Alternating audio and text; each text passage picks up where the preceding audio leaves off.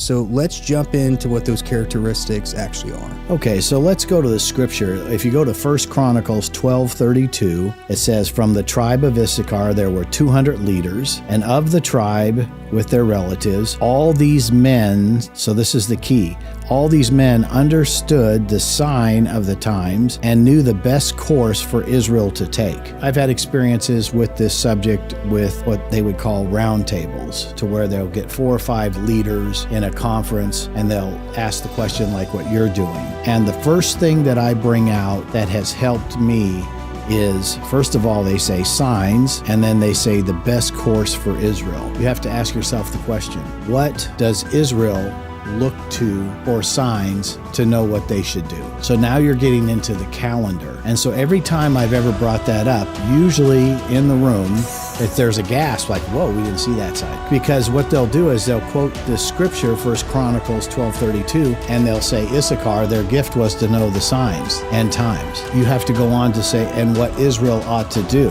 So if you're going to understand what Israel needs to do, then you need to understand the calendar, the biblical Hebraic calendar. And so there was 200 leaders, so there's a small amount. So this is a small group of people who actually understand the Hebrew calendar and know how to translate it into time, task, and activity, and what the nation ought to do in order to prosper.